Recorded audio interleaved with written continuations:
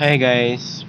For this video ay tuturuan ko kayo kung paano magawa or mag-install ng hazard para sa motor. Okay?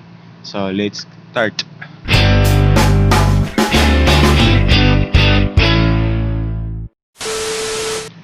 Ito po ang diode.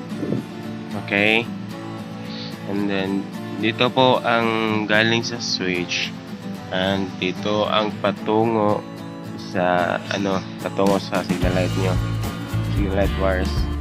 So kaya dalawa ating gagamitin dahil dalawa ang signal light natin, diba? So para maging hazard. Okay, ito na po ang ating switch. Kailangan lang natin ito isolda sa wire.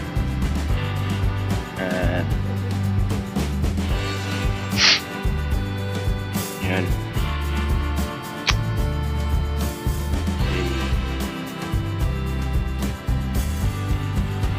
Yan, soldahin natin.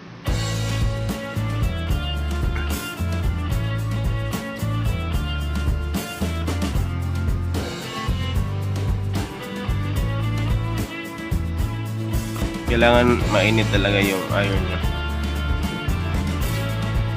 Solder yung iron.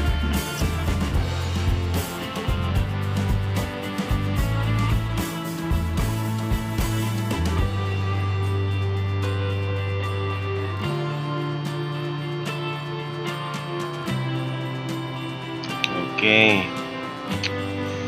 Susunod ay okay, tatap na po natin yung diode natin.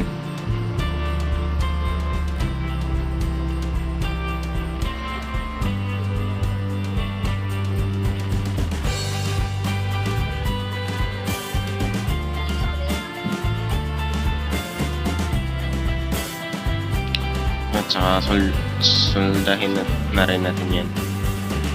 Yan lang. Okay. So yun guys, natapos na nga. Yan.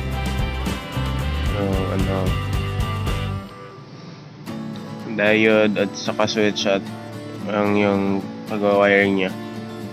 Ititape nyo lang yung diode at siguraduhin nyo nga hindi makapasok ang tubig yan. Okay, sige. Install na, nag-flash siya guys. Turuan ko kayo sa pag-i-install . Yan, gumagana na siya.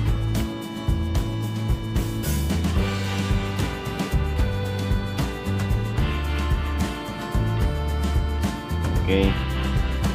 Yan po ang yung orange, tinap ko na po yan. At saka yung isang blue, tinapad ko na rin yan. Galing yung sa diode. Yung on sa diode. Yan. Silang dalawa. Left and right signal. At yung isang wire, itatap nyo lang yun doon sa flasher. Galing sa flasher na white. Doon nyo lang itatap. Para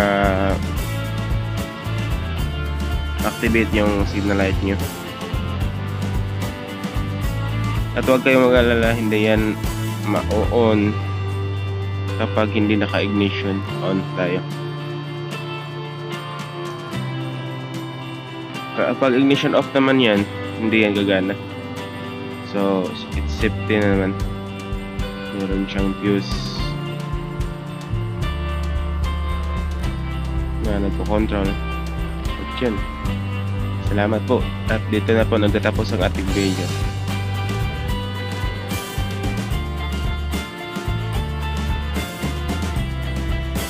Please like, subscribe, and share my video. Subscribe kayo guys para ma-notify kayo sa aking gawin na tutorial para sa mga motor.